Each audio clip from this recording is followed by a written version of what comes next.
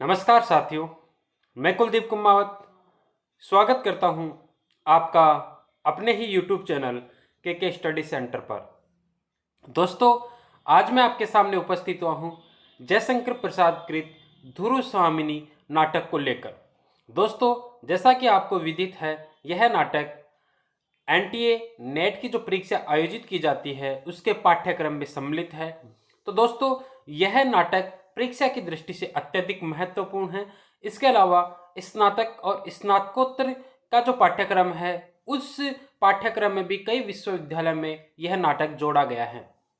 दोस्तों, अगर आप मेरे YouTube चैनल पर नए हैं तो मेरे चैनल को सब्सक्राइब करें, लाइक करें, कमेंट करें और शेयर करें। दोस्तों, नेट जेआरएफ की परीक्षा के लिए यह नाटक अत्यधिक उपयोगी है। देखते हैं जयशंकर प्रसाद कृत धुरु स्वामिनी नाटक और जयशंकर प्रसाद की जो रचनाएं हैं उनका अपन संक्षिप्त विवेचन करते हैं। बढ़ते हैं। नाटक साहित्य, जैसा कि ये हिंदी नाटक की चर्चा अपन करने जा रहे हैं, इससे पहले दोस्तों जो नेट के जो पाठ्यक्रम में जो नाटक जोड़े गए हैं उनमें से अधिकतर जो नाटक है वह मैंने अपलोड कर दिए हैं। उनकी संक्षिप्त समीक्षा जो आप उनको देखकर आपके परीक्षा की दृष्टि से आपके वे काफ़ी उपयोगी साबित होगी। इनका जो जन्म है 1889 से 1937 में इनकी मृत्यु होती है। उपनाम कलाधर, ब्रजभाषा की जो रचनाएं हैं वे कलाधर नाम से लिखते हैं। इनका योगदान नाटक साहित्य में भरपूर माना जाता है।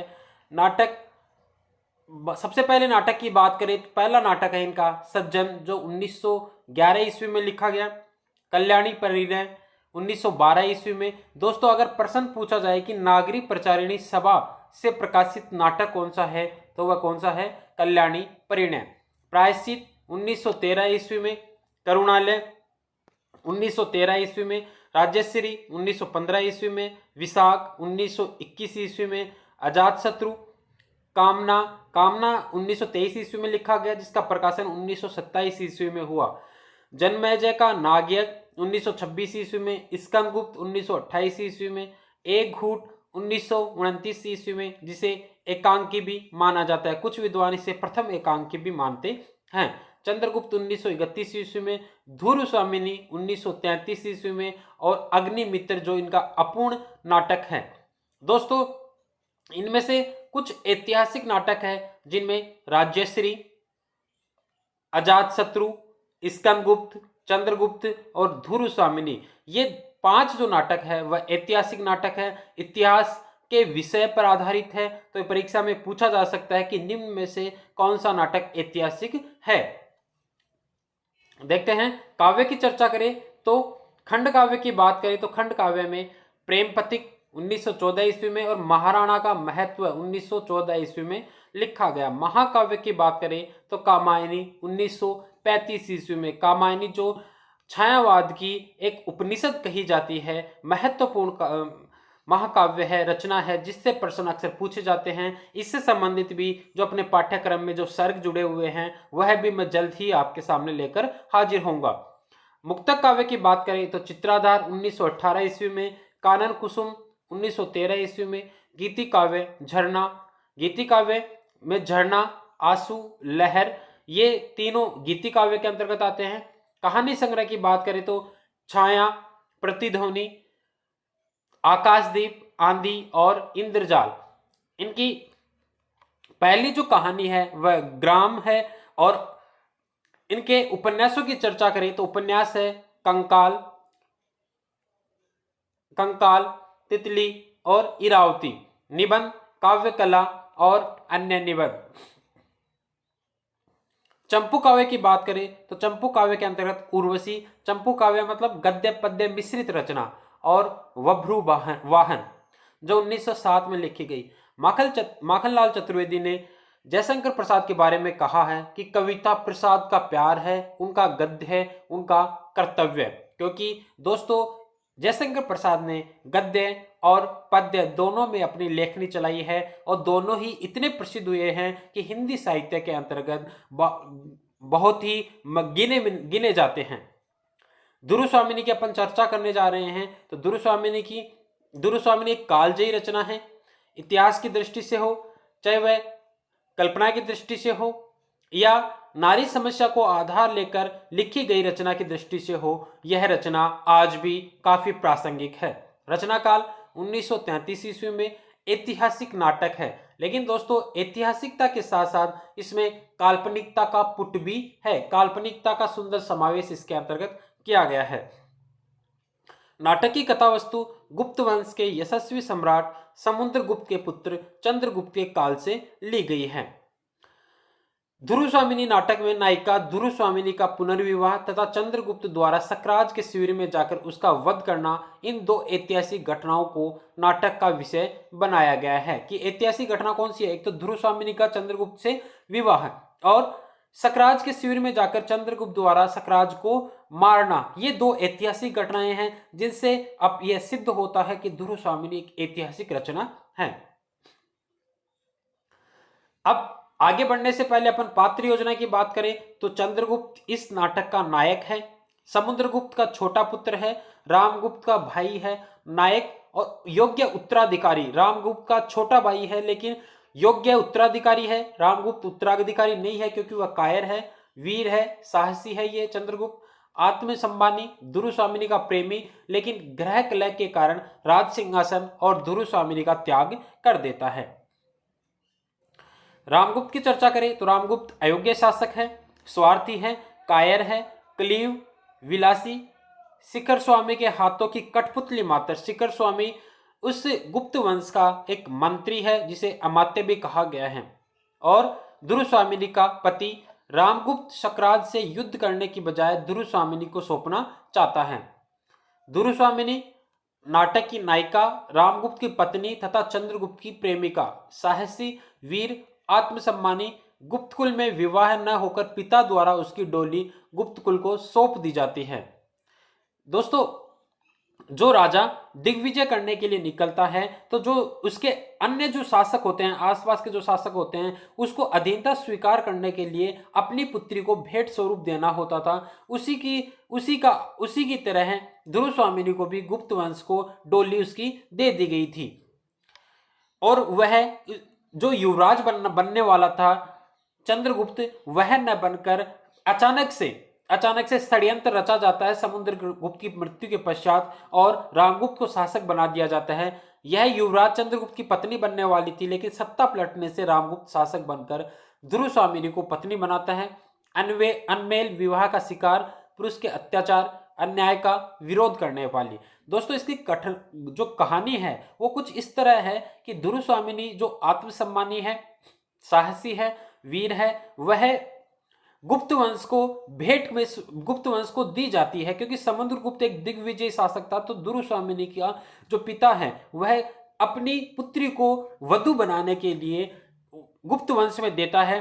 तो इसका और समुद्रगुप्त एक अपना युवराज चंद्रगुप्त को बनाता है, लेकिन इसलिए बनाता है क्योंकि चंद्रगुप्त योग्य था, साहसी था, शक्तिशाली था, राज्य की पूरी तरीके से सुरक्षा करने वाला था। और लेकिन रामगुप्त उसका बड़ा भाई था, लेकिन वह कायर था, इसलिए वह युवराज बनाने के लिए असक्षम था। इस कारण से समुद्रगुप्त युवराज चंद्रगुप्त को बनाना चाहता है, लेकिन असामयिक मृत्यु हो जाती है समुद्रगुप्त की और षड्यंत्र रच के शिखर स्वामी जैसे मंत्रियों के द्वारा षड्यंत्र रच के रामगुप्त को राजा बना दिया जाता है और ध्रुवस्वामिनी का विवाह रामगुप्त से तय हो जाता है। जब सकराज इसका फायदा उठाता है, जो सकराज इनका प्रतिद्वंदी है, शत्रु है, वह इसका फायदा उठाता है और सकराज गुप्त वंश से कमजोर होने के बावजूद भी रामगुप्त को कायर जानकर वह उस राज्य के चारों तरफ अपनी सेना डाल देता है और उससे संधि का प्रस्ताव यूं रखता है। और संधि प्रस्ताव में वह कहता है कि मुझे ध्रुवस्वामिनी चाहिए और ध्रुवस्वामिनी के साथ साथ अपने सामंतों के लिए गुप्त वंश की स्त्रियां चाहिए। तो रामगुप्त जो है वह डरता भीरु प्रवृत्ति का था और डर कर इन शर्तों को मानने के लिए तैयार हो जाता है, जो ध्रुवस्वामिनी को भी खटकती है और चंद्रगुप्त को भी यह बात खटकती है। अंत में चंद्रगुप्त जो है वह ध्रुवस्वामिनी या स्त्री के वेश में ध्रुवस्वामिनी के साथ जाता है और सकराज के दरबार में जाकर सकराज की सकराज को मार डालता है और अंततः रामगुप्त की भी मृत्यु हो जाती है और दुर्वासामिनी का विवाह चंद्रगुप्त या अपने प्रेमी से हो जाता है। इस प्रकार यह घटना, यह कथानक आगे बढ़ता है। शिखर स्वामी के सहयोग से रामगुप्त का शासक रामगुप्त को शासक बनाया गया। शिखर स्वामी के सहयोग से रामगुप्त को शासक बनाया गया। मंत्री है, अमात्य है रामगुप्त का, धूर्त और स्वार्थी है।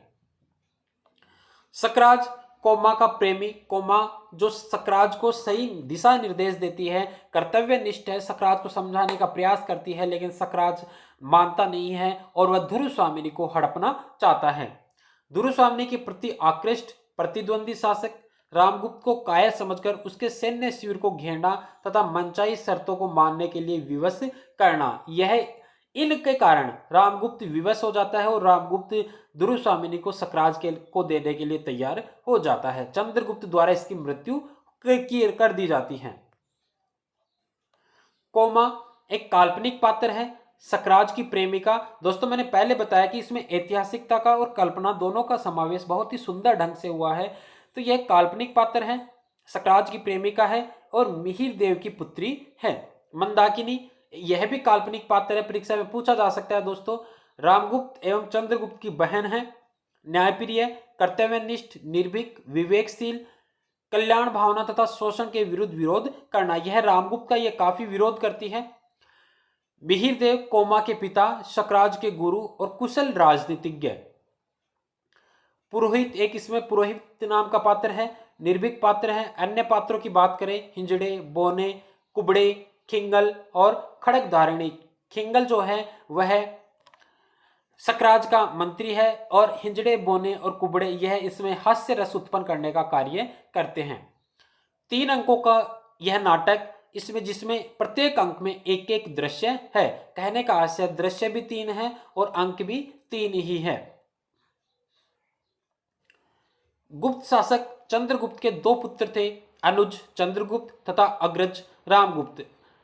चंद्रगुप्त बड़े भाई की अपेक्षा अधिक योग्य, शक्तिशाली तथा शौर्यवान था, इसलिए समुद्रगुप्त चंद्रगुप्त को युवराज बनाना चाहता था। समुद्रगुप्त की असामयिक मृत्यु होने पर मंत्री शिखर स्वामी षड्यंत्र करके रामगुप्त को सिंहासन पर विराजमान कर देते हैं। चंद्रगुप्त ने सारे सुख वैभव का त्याग अपने बड़े भाई के लिए कर दिया। तत्कालीन राजनीतिक जीवन में जब कोई शक्तिशाली राजा दिग्विजय के लिए निकलता था तो अधीनता स्वीकार करने वाले राजा को अपनी पुत्री उस दिग्विजय राजा को सौंपनी पड़ती थी। इसी तरह दुर्वासामिनी भी गुप्त वंश को सौंपी गई, जिसका विवाह चंद्रगुप्त के साथ होना था, लेकिन रामगुप्त के राजा बनने पर दुर्वासामिनी का विवाह रामगुप्त से होता है। दुर्वासामिनी के मन में चंद्रगुप्त के प्रति ही प्रेम था, क्योंकि चंद्रगुप्त के साथ ही उसका विवाह होना तय था, क्योंकि चंद्रगुप्त को ही युवराज बनाया जाना था। लेकिन समुद्रगुप्त की असामयिक मृत्यु होने पर एक बहुत बड़ा षड्यंत्र रचा जाता है और रामगुप्त को राजा बना दिया जाता है। रामगुप्त बहुत भोगविलासी, कायर और स्वार्थी स्वभाव का था। रामगुप्त के दुर्वासामिनी जैसे सुंदर पत्नी के होने के बावजूद भी वह भोग विलास में लिप्त रहता था और इसी का फायदा मिलता है सकराज को। सकराज उसे अपनी पत्नी या कहे कि दुर्वासामिनी की मांग करता है। स्वार्थी स्वभाव का था। उस समय शकों का आक्रमण आरंभ हो चुका था।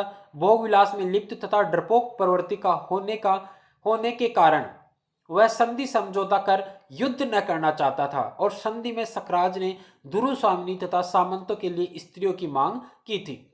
रामगुप्त शर्त स्वीकार कर दुर्वासामिनी को सौंपने के लिए तैयार हो जाता है और दुर्वासामिनी एक कथन कहती है, बहुत ही मार्मिक कथन।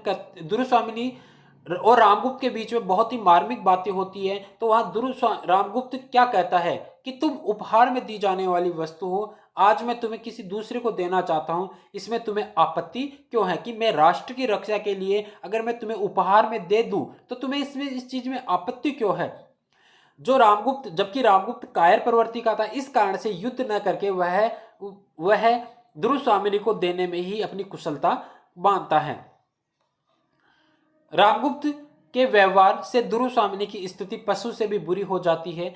दुर्वासामिनी के कथन से कि पुरुषों ने स्त्रियों को पशु संपत्ति समझकर उन पर अत्याचार करने का अभ्यास बना लिया, वह मेरे साथ नहीं चल सकता। ये कह रही है दुर्स्वामिनी रामगुप्त से कि या तो मेरी रक्षा करो, मेरे और अपने गौरव की रक्षा करो।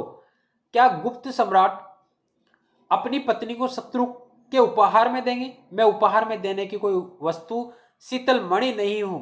दुर्स्वामिनी का कथन रामगुप्त से अंततः है दुर्स्वामिनी आत्महत्या करना चाहती है। यह दुर्स्वामिनी का कथन है रामगुप्त से। अंततः क्या होता है कि दुर्स्वामिनी आत्महत्या करना चाहती है, तभी चंद्रगुप्त वहां उपस्थित होकर उसे रोक लेता है।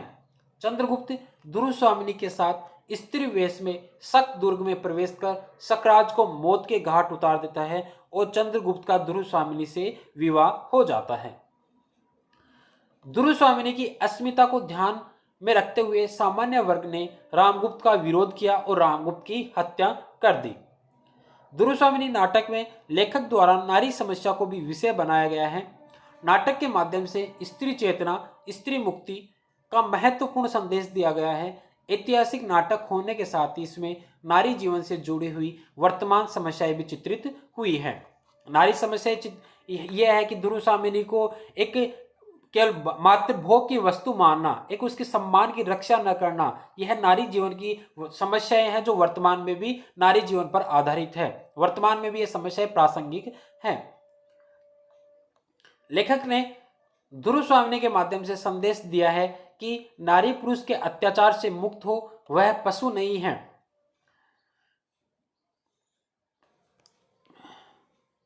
नारी वह पशु नहीं है। नारी को रामगुप्त जैसा कायर पति मिल जाए तो उसे मुक्ति पाने का पूर्ण अधिकार रहता है। इस संबंध में पुरोहित कहता है कि जिसे अपनी स्त्री को दूसरे की अंकगामिनी बनने के लिए भेजने में संकोच नहीं, वह कलीव नहीं तो क्या है।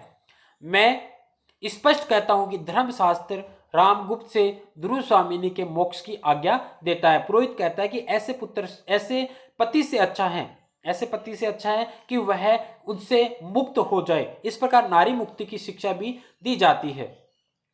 दुर्स्वामिनी भी रामगुप्त का विरोध करती हैं। यथा मैं उपहार में देने की शीतल वस्तु शीतल मणि नहीं हूं, मुझ में रक्त की तरह लालिमा है, मेरा हृदय उष्ण है और आत्मसम्मान की ज्योति है, उसकी रक्षा मैं ही करूंगी। और वह अंत में क्या अपने मतलब मृत्यु को प्राप्त करना चाहती है, लेकिन उसे चंद्रगुप्त रोक लेता है।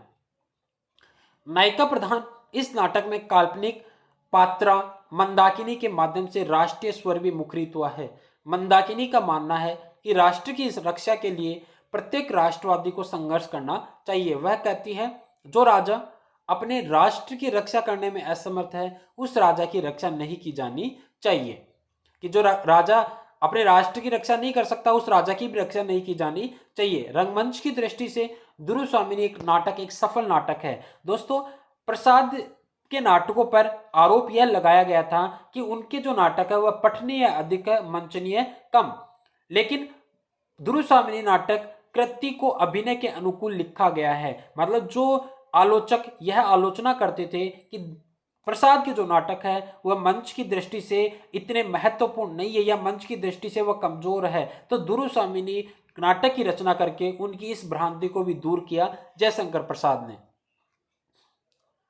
दुर्स्वामिनी में प्रसाद की नाट्य कला का चरम विकास दृष्टिगोचर होता है। यह द्वारका प्रसाद सक्सेना का कथन है। दुर्स्वामिनी नाटक की मूल समस्या नारी के मोक्ष और पुनर्विवाह को इतिहास और धर्म ग्रंथों के आधार पर पूर्णतः न्याय संगत सिद्ध करना है। यह भी द्वारका प्रसाद सक्सेना का कथन है। इसके अलावा दुर्स्वामिनी की भाषा परिमार्जित होते हुए भी बोलचाल की भाषा के अधिक निकट है। यह दशरथ ओझा का कथन है। दोस्तों, अगर ये वीडियो आपको अच्छा लगा हो तो इसे शेयर कीजिए, सब्सक्राइब कीजिए और बेल आइकन को प्रेस करें, जिससे आगे आने वाले वीडियो आपको सबसे पहले मिल सके। आज के लिए इतना ही काफ़ी। धन्यवाद।